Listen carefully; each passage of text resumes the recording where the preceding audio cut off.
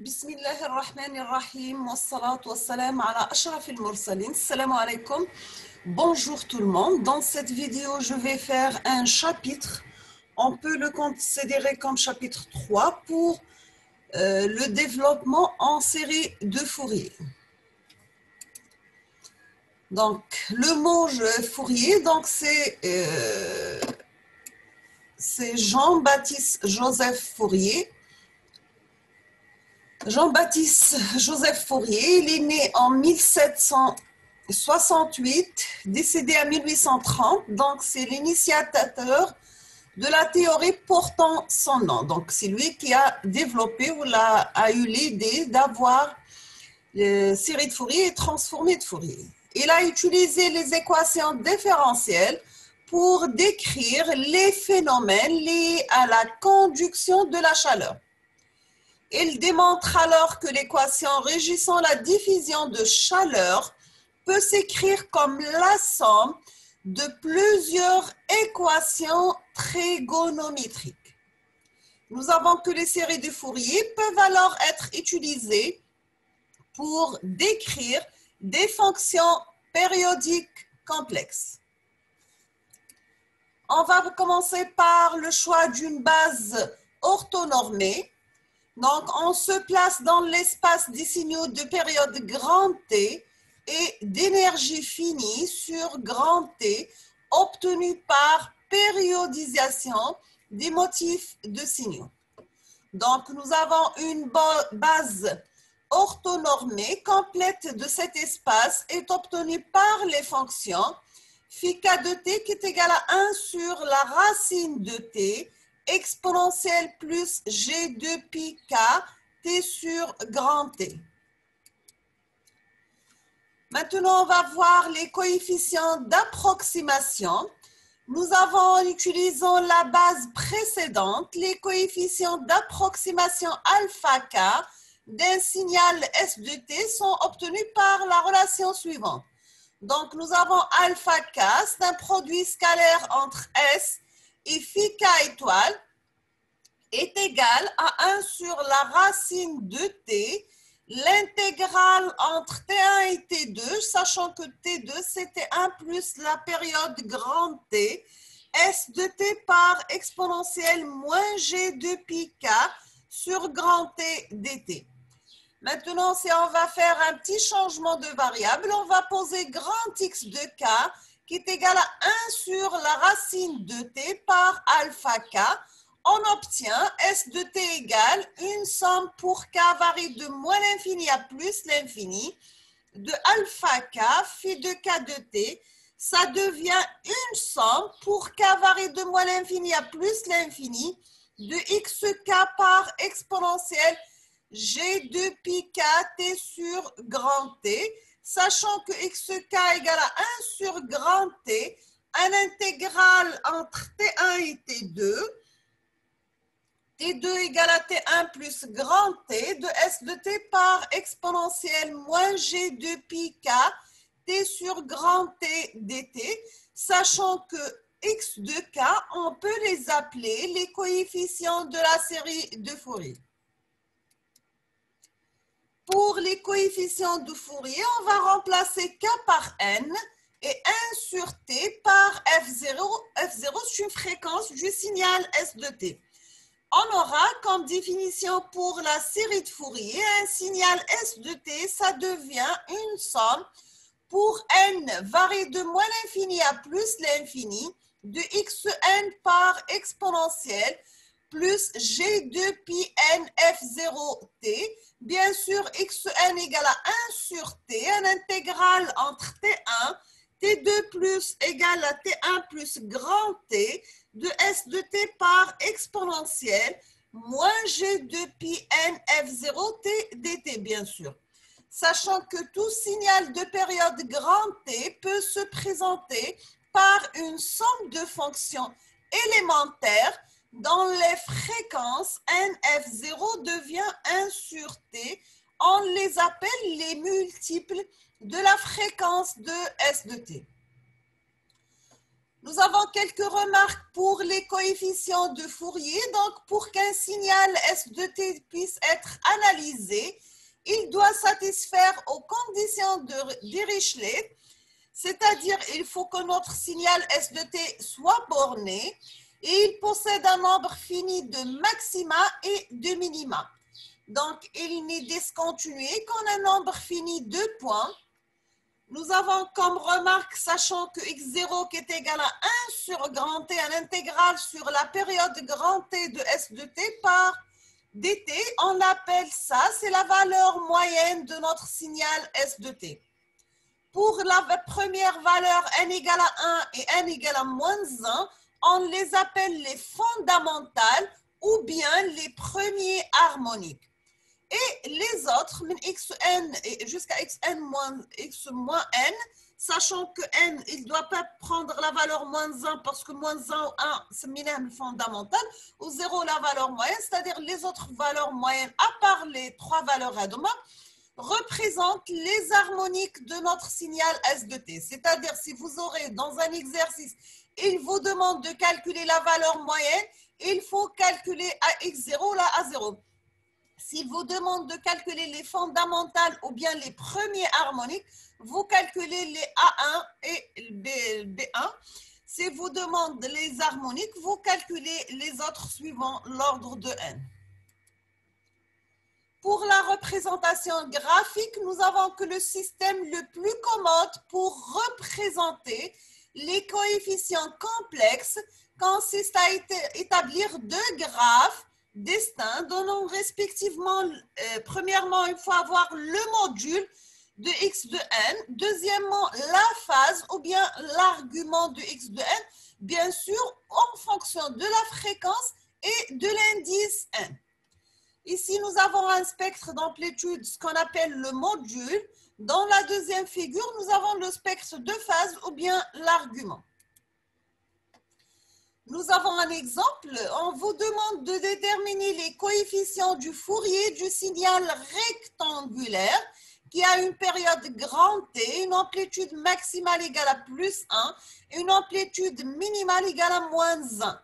Donc, c'est un signal périodique. On va calculer les coefficients xn. Donc, on aura, c'est 1 sur grand T, un intégral de 0 à t de s de t par exponentielle moins g2 pi nt sur grand T dt. On va remplacer s de t par sa valeur. Donc, il prend la valeur plus 1 entre 0 et t sur 2. Et il prend la valeur moins 1 entre t sur 2 et t. Après simplification, on aura x de n, la forme, moins 1 sur g2 pi n par 2 par exponentielle moins gpn moins 1 moins exponentielle moins g2 pi n. Sachant qu'il faut savoir bien sûr les formules de l'air, c'est-à-dire on peut mettre exponentielle it, mais la forme cosinus t plus i par sinus t, exponentielle moins it égale à cosinus t moins i par sinus t. Sachant que toujours exponentielle moins g2 pi n égale à 1, donc après simplification, on aura x de n, la forme moins 1 sur gpn fois exponentielle moins gpn moins 1. Donc, à la fin, on aura x de n, il prend deux valeurs. Il prend la valeur 2 sur gpn si nous avons des n impairs. Il prend la valeur 0 pour n pair ou bien nul. Donc, S de t, c'est la somme de moins l'infini à plus l'infini de x n par exponentielle plus g2 pi nt sur grand T. On peut remplacer 1 sur grand T par f0, la fréquence fondamentale. On aura S de t, la forme une somme qui varie de moins l'infini à plus l'infini de xn par exponentielle moins g2 pi n f0t. Donc, on aura 1 sur gp par moins 1 sur 5 exponentielle moins g, 5g fois 2 pi f0t, ainsi de suite. Donc, les valeurs négatives, la même chose pour les valeurs positives, mais seulement pour n paires. C'est pour ça que vous trouvez 5, 3, 1, moins 1 sur 5, moins 5, moins 3, moins 1, plus 1, 3, 5, ainsi de suite. Maintenant, on va exploiter les formules de l'air. Nous avons S de t, on peut la mettre la forme 4 sur pi, sinus 2 pi f0t, plus 1 sur 3, sinus 6 pi f0t, plus 1 sur 5, sinus 10 pi f0t, ainsi de suite. Donc, voici notre représentation tronquée. Si on va remplacer n, par exemple, par 3, donc nous sommes loin de notre signal de départ. Ici, on arrive à notre signal, mais toujours aller la représentation tronquée pour n égale à 20, on se rapproche, mais toujours qu'il y a un problème de ces fluctuations, ou bien c'est sous forme de bruit accompagné, d'accord? Donc, ce qu'on appelle l'effet de Gibbs. Maintenant, on va passer aux autres formes de décomposition en série de Fourier. En utilisant la formule de l'air, on peut réécrire les coefficients tels que exponentielle g de pi n f0t égale à cosinus de pi n f0t plus g sinus de pi n f0t. À la fin, on aura s de t la forme, une somme qui varie de moins l'infini à plus l'infini, de xn cosinus de pi n f0t plus g sinus de pi n f0t. À la fin, on aura x de n la forme 1 sur grand T, un intégral sur notre période, notre signal S de t, multiplié par cosinus de pi f0 nt dt, moins g l'intégrale sur la période t de S de t sinus de pi f0 nt dt. Toujours avec la décomposition en série de Fourier, donc on obtient alors pour les signaux réels la formulation suivante. Donc nous avons S de t, mais la forme c'est A0 plus une somme qui commence à partir de 1 parce qu'on a déjà, mais A0 à part. Une somme à partir de 1 jusqu'à l'infini de AN par cosinus de pi F0 nt plus Bn sinus de pi F0 nt, sachant que A0, on peut l'obtenir par la formule suivante, qui est égale à 1 sur grand T, un intégral sur la période T de S dt dt, et les AN égale à 2 sur grand T, un intégral sur la période T de S de T multiplié par cosinus de pi F0 nt dt. La même chose pour les Bn, mais cette fois-ci, on va remplacer le cosinus par un sinus.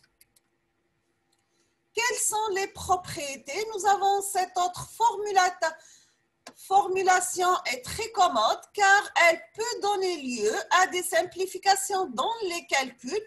Donc, c'est le cas notamment si nous avons un signal S de t impair, c'est-à-dire nous avons S de moins t égale à moins S de t. Donc, on aura A0 égale à 0, les AN égale à 0, les BN égale à 4 sur grand T, un intégral de 0 à t sur 2 de notre signal S de t. Le BN toujours, c'est multiplié par sinus, d'accord? Sinus de pi F0 nt dt. Si nous avons un signal S de t pair, donc on aura S de moins t égale à plus S de t. On obtient A0 qui est égal à 2 sur grand T, un intégral de 0 à t sur 2 de S de t dt. Et les AN, c'est 4 sur t, un intégral de 0 à t sur 2 de S de t cosinus de pi F0 nt dt. Et les BN sont nuls. Toujours avec série de Fourier, nous avons quelques définitions. Si nous avons un signal périodique réel, la forme de x de t égale à x de t plus n t0. T0, c'est la période fondamentale. Donc, il existe une décomposition unique. Donc, on aura x de t égale à A0 plus 2. Une somme à partir de 1 jusqu'à l'infini de AN cosinus de pi nt sur grand T0, pardon, plus une somme de BN sinus de pi nt sur T0.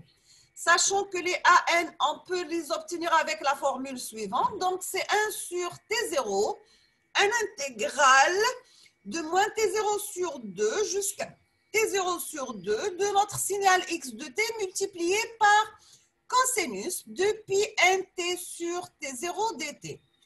Pour les Bn, c'est 1 sur grand T0, un intégral de moins T0 sur 2 jusqu'à T0 sur 2 de x de t sinus de pi nt sur T0 dt. A0, on peut l'obtenir par la formule suivante, donc c'est 1 sur T0, un intégral de moins T0 sur 2 jusqu'à plus T0 sur 2 de x de t dt. Donc, on appelle A0 la composante continue de notre signal.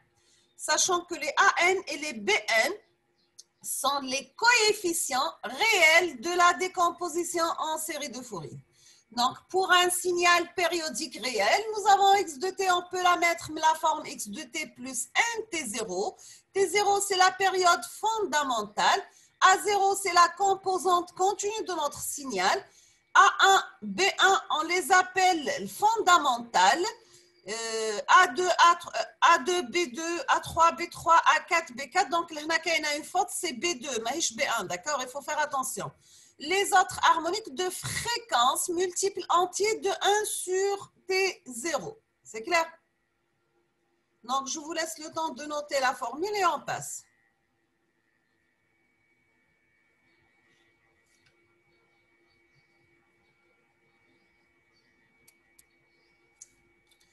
Pour série de Fourier, nous avons d'autres décompositions. Donc, je fais la première forme, l'AN ou le BN ou l'A0. Donc, on dit une autre forme, la base cosinus ou bien sinus. C'est-à-dire, on peut mettre notre signal x de t égale à A0 plus 2 fois une somme allant de 1 jusqu'à l'infini de Cn cosinus de pi nt sur T0 plus phi dn.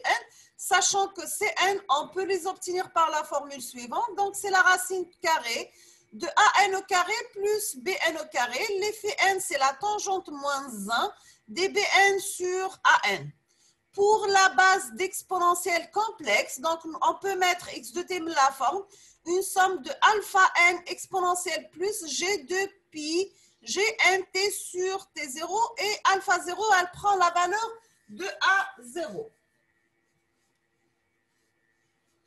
Alpha n égale à 1 sur T0 à l'intégrale de moins T0 sur 2 jusqu'à plus T0 sur 2 de x de t par exponentielle moins g de pi n t sur T0 et le module de alpha n égale à Cn.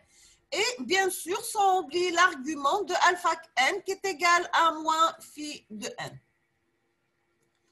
Donc, nous avons que x de t, on peut la mettre la forme de A0 plus 2 fois une somme allant de l'infini de Cn cosinus de pi nt sur T0 plus alpha de n.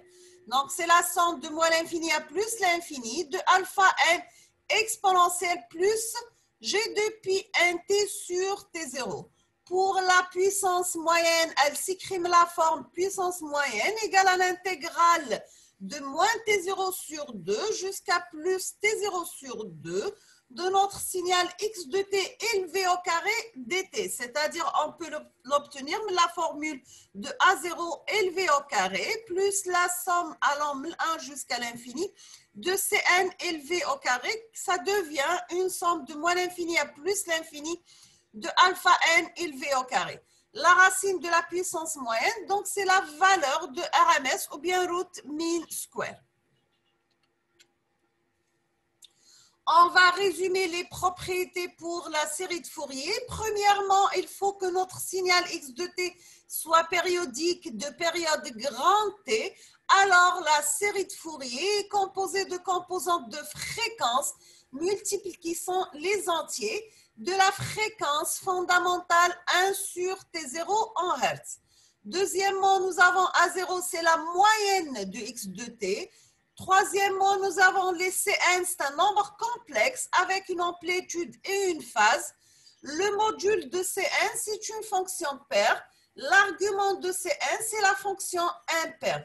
Bien sûr, la représentation complexe induit des fréquences positives et négatives. Voici un exemple. Si nous avons un signal j de t égal à sinus de pi ft plus 1 sur 3 sinus de pi 3f fois t. Donc, d'accord? Donc, la somme des deux signaux sinus et 1 sur 3 sinus, C'est ça le signal résultant qu'on appelle un G de T. Donc, voici la décomposition fréquentielle pour son amplitude.